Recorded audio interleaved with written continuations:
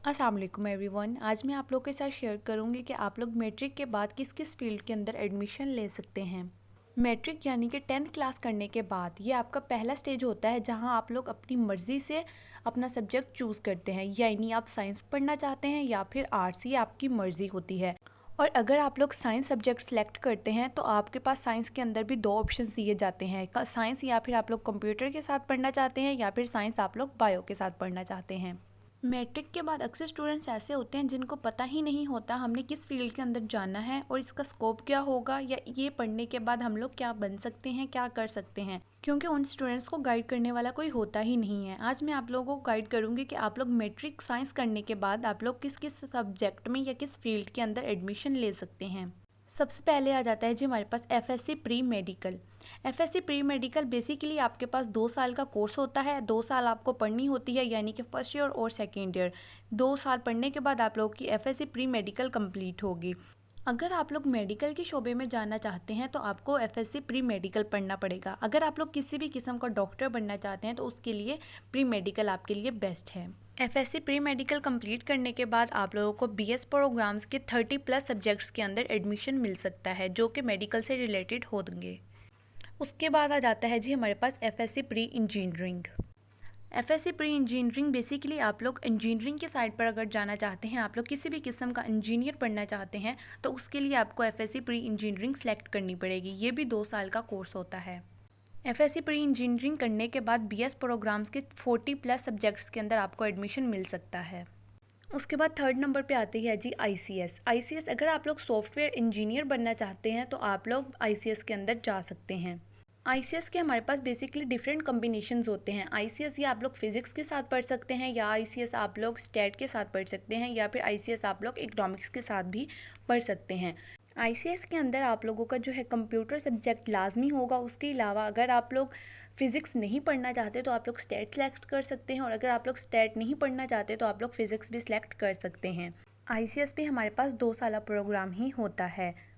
इसमें अब जो आपको सब्जेक्ट पसंद हो, अगर आप लोग आईसीएस रखना चाहते हैं तो आप लोग वही सब्जेक्ट रखें। जिस सब्जेक्ट में आपका इंटरेस्ट नहीं है आप लोग वो सब्जेक्ट ना रखें। स्टैट और फिज़िक्स दोनों का उतना ही स्कोप है आईसीएस के अंदर जितना कि फ़िज़िक्स का, और फिज़िक्स के साथ जो है अगर आप लोग कंपैरिजन करें स्टैट का तो दोनों का स्कोप सेम है। आप लोग अपने इंटरेस्ट के अकॉर्डिंग जो है सब्जेक्ट सेलेक्ट कीजिए। उसके बाद आता है हमारे पास चौथे नंबर पे एफ़ए, यानी एफ़ए और एफ़ए आईटी, यानी कि एफ़ए जनरल और एफ़ए आईटी। अच्छा जी, एफ़ए आईटी होता है बेसिकली आपके पास उसमें एफ़ए के सब्जेक्ट ही होते हैं, यानी कि 8 सब्जेक्ट होते हैं आपके पास, लेकिन उसके साथ एक कंप्यूटर का सब्जेक्ट मिला दिया जाता है जिसकी वजह से वो एफ़ए आईटी कहलाता है। एफ़ए आईटी करने के बाद आपके बाकी सब्जेक्ट तो एफ़ए के होंगे, लेकिन आप लोग कंप्यूटर पढ़ने के बाद फिर बैंकिंग वाले शोबों में भी जा सकते हैं।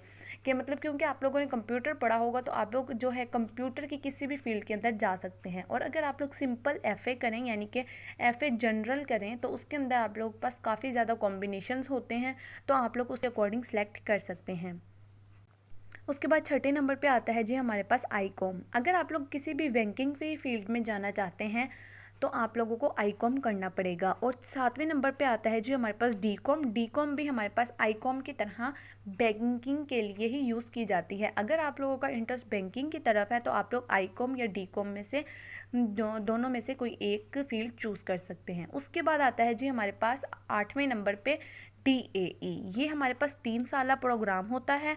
डीएई 3 साल कोर्स भी आप लोग 10th के बाद कर सकते हैं। इसके अलावा आईसीएस के स्टूडेंट्स जो हैं उनके लिए 40+ बीएस प्रोग्राम्स हैं जिनके अंदर वो लोग एडमिशन ले सकते हैं। मतलब 40 ऐसे सब्जेक्ट्स हैं जिनके अंदर आप लोग आईसीएस करने के बाद एडमिशन ले सकते हैं।